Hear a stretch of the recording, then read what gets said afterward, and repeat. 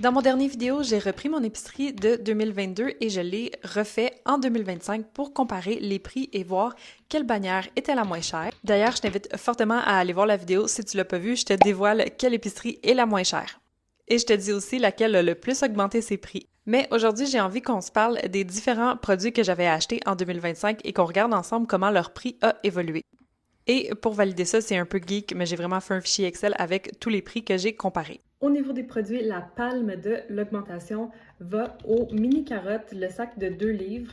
Donc, il a augmenté en moyenne de 92%. Donc, le prix a presque doublé entre 2022 et 2025. Une autre augmentation importante, c'est au niveau du chocolat noir Lindt. Je regardais la palette de chocolat et elle a augmenté de 45%.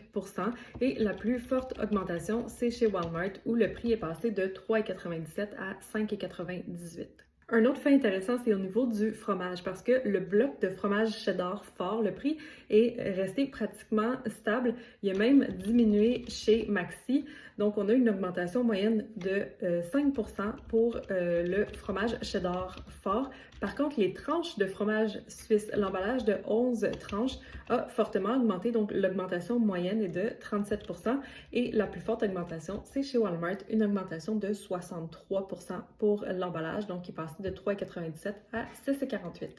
Le café chez Tim Hortons a augmenté en moyenne de 53% et c'est chez Metro qu'il y a la plus haute hausse. Donc, on passe d'un prix de 18,99 à 30,49. D'ailleurs, là, je parlais du café Tim Hortons que j'ai, moi, complètement arrêté d'acheter parce que je trouve ça beaucoup trop cher.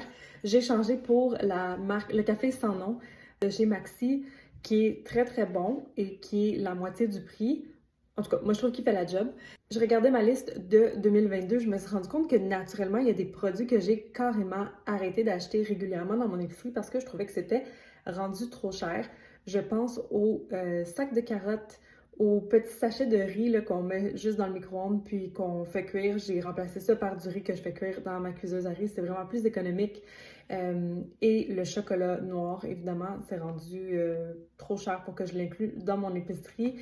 Et le bacon de dinde, c'est des choses que j'ai complètement arrêté d'acheter. Donc, dites-moi dans les commentaires s'il y a des choses que vous aussi vous avez arrêté d'acheter parce que c'était juste plus achetable à l'épicerie.